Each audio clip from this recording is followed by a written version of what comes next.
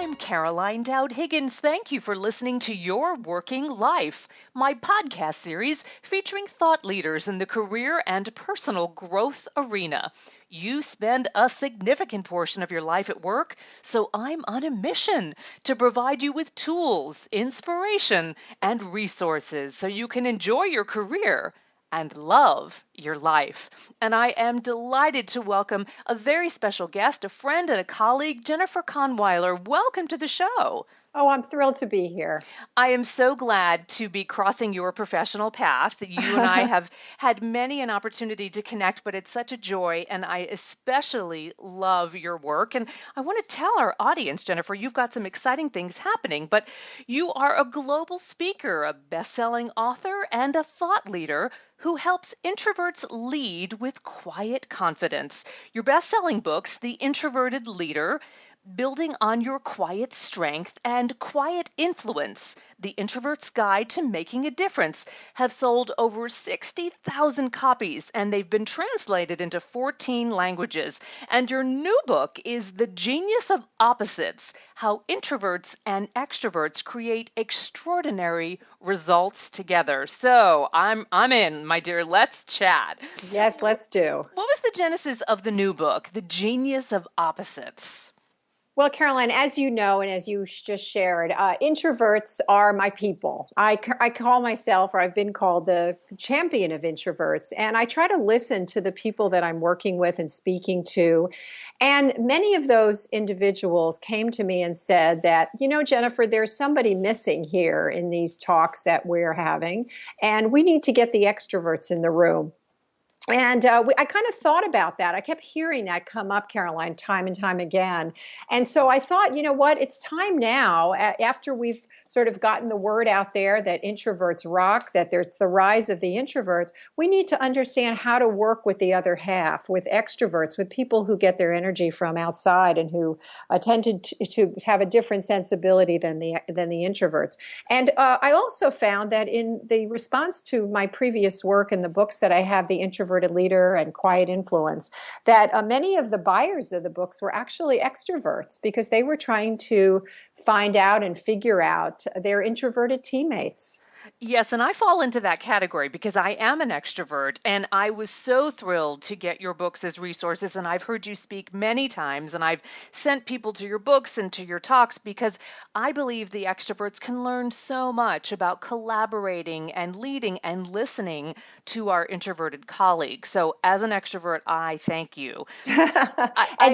Yes, and I was going to just share that. Yeah. We've learned as we've been working with this topic, and I've been studying it, that it really is a spectrum. And as you've studied this as well, right, Carolyn? So we all have introvert and extrovert traits within us. It's just how strong they are. Absolutely. And I so value and thank you for being a champion of introverts. And I will say, as a career coach, I often see introverts, I don't want to say maligned, but they're often compromised, right? Because their voices are not always heard. And you have empowered introverts to be heard in a way that works in their personality type. Well, I really appreciate that. I just think the fact that now people don't look at you as deer in the headlights when you say introvert, Right. is a positive. But to your point about I think you were alluding to the fact that there is bias and there is a real misunderstanding of introverts. For instance, if somebody is quiet and they're not sharing their thoughts in a meeting, it's immediately thought that they don't have something to share, or that they're aloof, or that they're disengaged, or they're snobby. You name it. And I know your audience is made up of there are a lot of women out there listening, and I think women even have a harder time when they're introverted because people have misconceptions and they expect women to be all happy and gay and full of energy all of the time and showing everything on their face. So there's stigma before you even share your thoughts.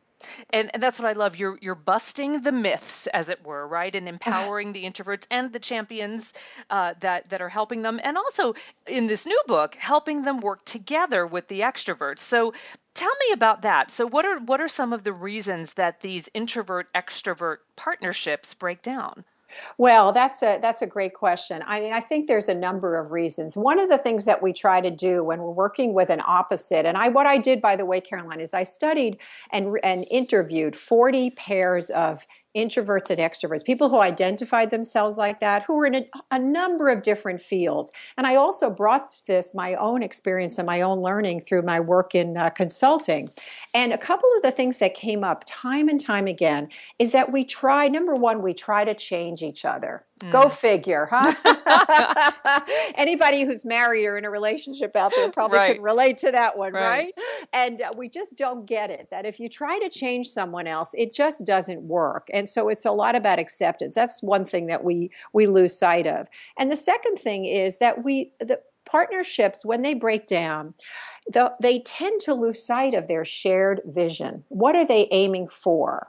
You know, Steve Jobs and Steve Wozniak were a great example of an introverted extroverted partnership, and they were extremely different, everything from their musical taste to their technical skill.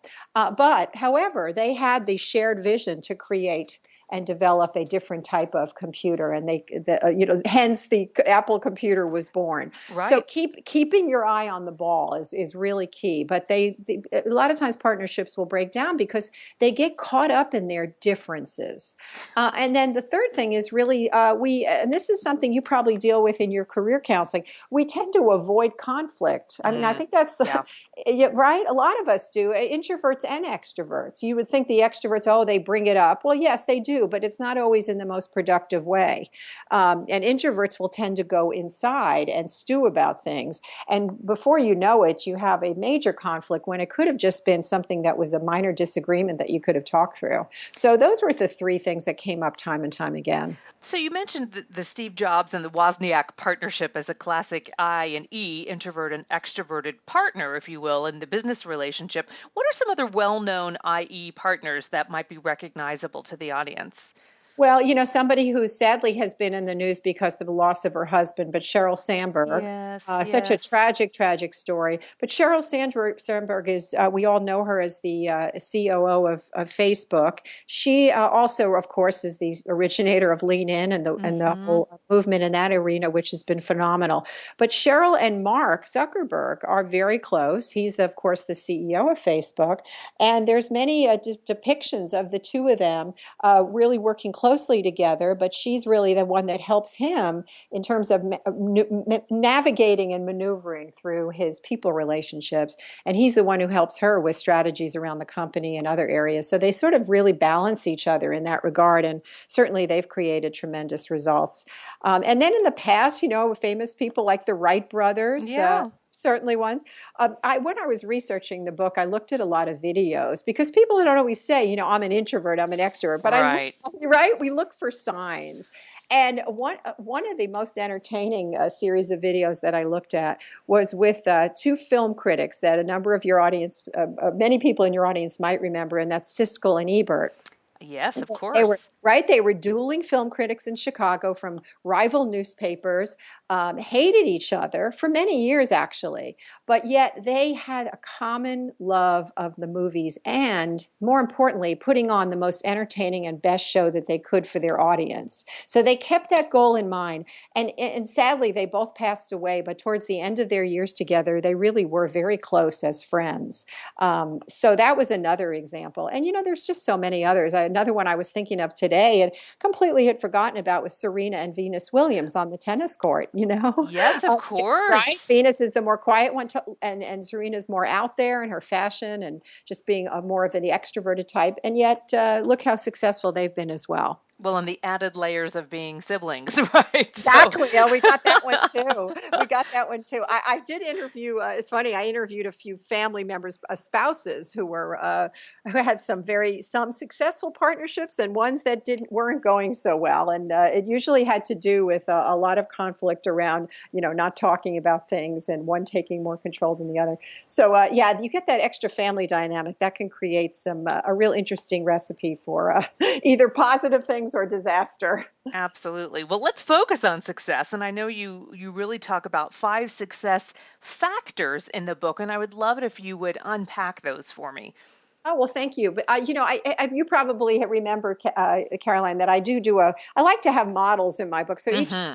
right? The quiet influence and introverted leader. I like to have like a 5-step process because we want something to take away. So I hope readers will feel like they can take this process away. And to help with it, we have an ABCDE setting here. What do you call that again?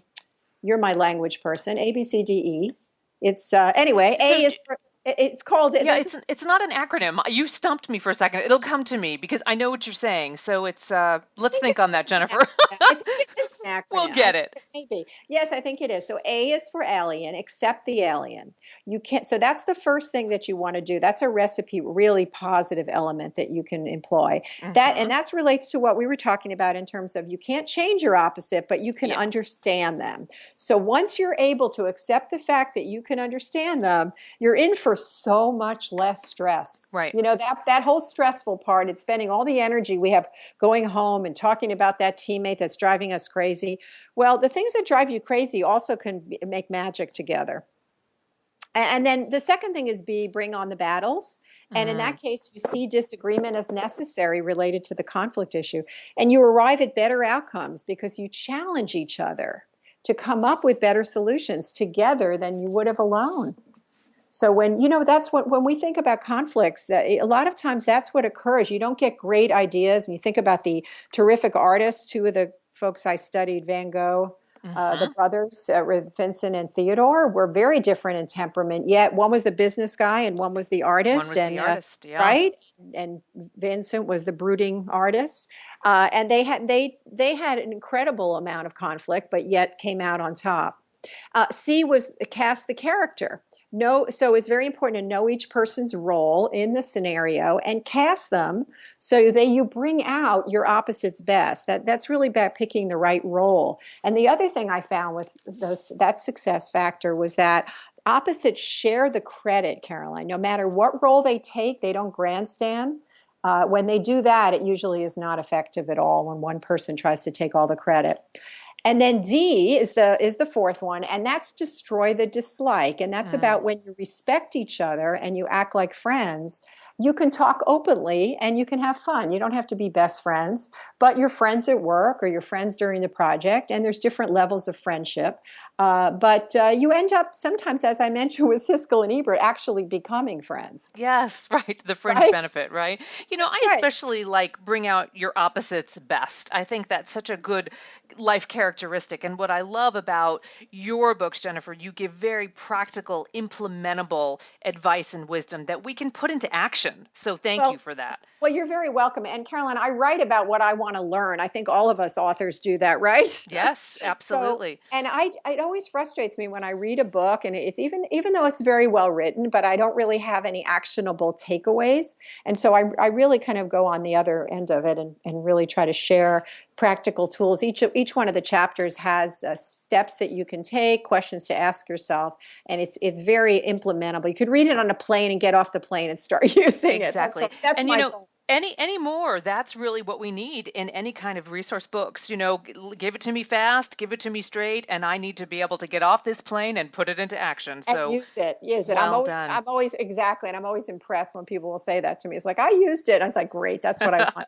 And then, so we did A, B, C, D, and then E is the last one. And this one is you each can't offer everything. Each Mm, can't offer everything. So know that each one of you is incapable of offering everything to your clients, to your vendors, your suppliers. So for the true diversity that you want, you work together in concert to provide the widest range of options to your clients. And they really appreciate that. Your customers, your clients, your team members, not thinking that you can do it all. But, again, that takes a lot of conversation between the two of you to figure out, okay, at this point in the juncture, who should be selling, who should be quiet. yeah. We got to be communicating on, if you've ever collaborated with people, I know that's a huge part of it to get clear on how you each can offer everything. It's true. It's true. It takes a lot of calm to be able to listen, active listening. And I think I see this play over and over in the workplace scenario, especially when teams aren't working. It's miscommunication, right? And Yes. this information that you're sharing can be transformative in helping people listen to each other, learn how to play to their strengths, and as you said, celebrate the good in another person. Yes, and I think the real key with all of this is we learn so much about ourselves. Number one, we develop because we're pushed. You think about the team members. I look back on my work life, and some of them I couldn't stand in the beginning because they were opposite than they were very introverted. They didn't really talk about their thoughts and their feelings. But boy, I learned so much from them, and Yes. I was able to see in retrospect how incredibly valuable that was from that standpoint. But you also think about organizationally, how our organizations will either benefit or not if we don't get these teams working together, because partnerships are really the way work is done now. Well, and if you have the luxury of being able to create your team and pick the staff members, this is an important part in that decision making process, right? Who's going to work well together? Who is going to Yes. balance each other out? So let's think about that, right? And I'd love for you to unpack a little bit more. What's something that maybe introverts find frustrating about extroverts and vice versa? So our audience can really say, ah, now I get it. Right, right, right. Well, introverts are like to be alone. So we'll start out with what the extroverts find crazy. They thrive right on people interactions and going and doing and bouncing their ideas off. But the introverts like to be alone. They value their solitude, not all day, but that friction can really create a lot of problems in the workplace. And particularly if you're not discussing it, if you're not talking about your preferences. Thinking it out versus talking it out. Again, the extroverts they don't necessarily spend a lot of time in their head processing, but they like to talk out their ideas. And the introverts can think like, okay, I had one person say to me, when Emily is talking, the first time I was talking to her, what I thought was that she wanted to do all of these different things. She had a whole list of activities that she wanted to do, but she was actually just running them through like a Rolodex in her mind and getting them Yeah. out of her mouth. And my head was just spinning. So once Dick realized that Emily just needed to talk it out, then he could be quiet and then say, okay, which of those are we going to do? Mm-hmm. So whereas on the extrovert side, they're very frustrated because the introverts aren't sharing always. They're kind of in their heads a lot, figuring it out. And so they need to pull that out from them. One couple or partnership, they're not a couple, they're two consultants who I spoke with, Maureen and Mark, had some wonderful ways of handling this. They developed a cue system, a sort of a way for them to have some clues to share with each other. And so one would say, I think that right now I'm up to it. They had like little phrases that they use, and they were very, they were very clear about what those were. And the funny thing was the one that wanted the person to talk actually reversed and actually started at using the cue for themselves. So they sort of had this language that was so useful to them. But the key was that they talked about it. So thinking it out and talking it out. And then one other thing is the privacy versus the open book. Introverts are going to take time to get to know you, to share, whereas, the extroverts want to connect and bond right away. So they can be very hurt if they're not being attended to and they feel like the person's kind of pushing them off. Whereas the introverts are like, get out of my face, I need some space. So again, without understanding this, there can be disconnects. But when you know what that other person needs or what their preferences are, it can be so useful. And I actually put a quiz into this book as well about being able to assess your strengths in the 5 areas, or what's going well and where is it not working so well. And the ideal is for you and your partner, whether it be a short-term partnership or somebody you've been with on a team for a while, to each take this assessment and only take maybe 5 to 10 minutes, score it and compare your results. Come back together and say, where are we doing well? Am I challenging? I think I'm challenging your thinking, for instance, is one of the keys. Or the other person thinks I think I'm providing you feedback. And then they say the other person says I'm not. And so it's a great way to have a template for discussion.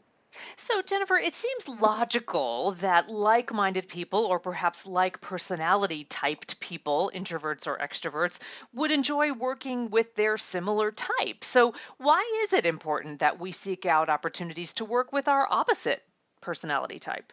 I think if we stay too much around people that are like us, Caroline, we don't grow, we don't Mm, expand, we don't stretch our boundaries, we don't feel uncomfortable, which is important to feel if we're going to grow. absolutely. And we don't appreciate the world around us. So I think it's really behooves us to push ourselves to feel that discomfort. Opposites attract, but there's work, just like with any marriage. There's work to be done. But if you put the time into that relationship, into that partnership, the results are so, so worth it. I think it grows our leadership skills too, whether we're in an official leadership role or personally, I think we all need to behave as leaders in our work environment, regardless of what our rank and our classification and our title is. We need to own that opportunity to be a leader. And I think this grows our leadership skill. Oh, totally. And I think if when you talk with successful introverted leaders, they will tell you, number one, that they have learned so much from the extroverts around them.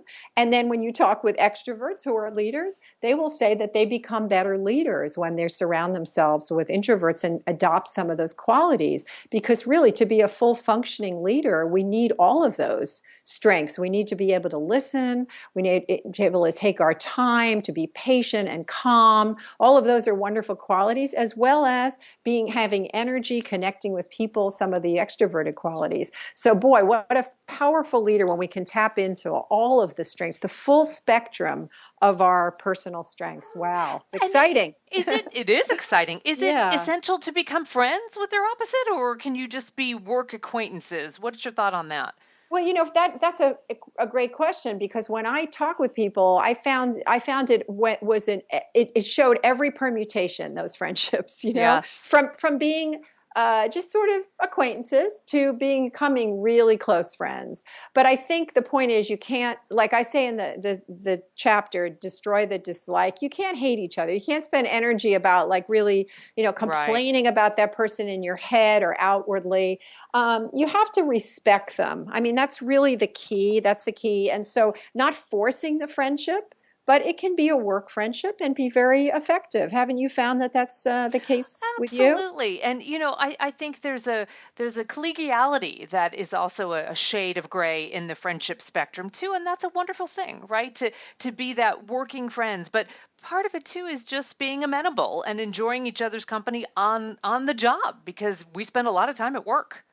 Yeah, and I think I have some great quotes. Well, I think they're great. I shouldn't be I'm so sure they're great. braggadocious. Yeah, but I think I wanted to read one of them from Doris Kearns Goodwin. She was Oh, writing good. about William Howard Taft, the great historian. She was writing about William Howard Taft and Teddy Roosevelt Hmm. in one of her recent books, and she said, though the two men had strikingly different temperaments, Roosevelt's original and active nature at odds with Taft's ruminative and judicial disposition, their opposing qualities actually prove complementary, allowing them to forge a powerful camaraderie and rare collaboration.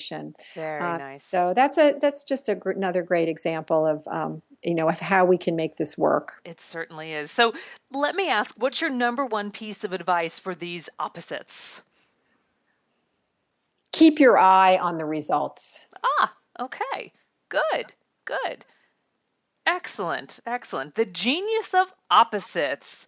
How introverts and extroverts create extraordinary results together. Jennifer, congratulations on this new book. Let's talk about how we can find you online, how we can buy the book, and what's coming up next. You're a You busy are woman. you're a wonderful advocate, and I love the work that you're doing, Caroline. I need to put a pitch in for that too. Well, thank you. Thank And you. one thing I also really admire you is your diligence in all of this work, and that you do what we all need to do, which is just keep at it, keep writing, keep producing. And so I really admire that. And so, in order to reach me and to connect with me, I'd love to hear. Connect with people on social media. I'm on Twitter, Jen Kahnweiler, and that's with two N's. And my website is really the best way. And we just have a brand new spanking website, and we've got quizzes on there that you can take and other free resources, articles, and it's jenniferkahnweiler.com, and I think you'll have that on your website, but it's Absolutely. so I could spell it, but most people tend to misspell it. It's Jennifer Kahnweiler. It's all one word, JenniferKahnweiler, .com, and you'll find, I think, everything you need there. I do speaking and training classes around these topics of the three books: The Introverted Leader, Quiet Influence, and The Genius of Opposites. And would love to just stay in touch with the audience out there and really, really appreciate your time in interviewing me today. Well, Jennifer, thank you. And I congratulate you on these trio of incredible books. And they are books that I refer often. So I thank you as a coach for these terrific opportunities to share your expertise with the world. And I hope our paths cross in person again sometime soon. I'm sure they will. Thank you so much, Caroline. Be well. And I want to thank you for tuning into Your Working Life, where my goal is to help you design your career destiny so it doesn't happen by default. True career and life satisfaction is possible, and it's time to embrace what you love doing so you can do more of it. I'm Caroline Dowd-Higgins. Take good care.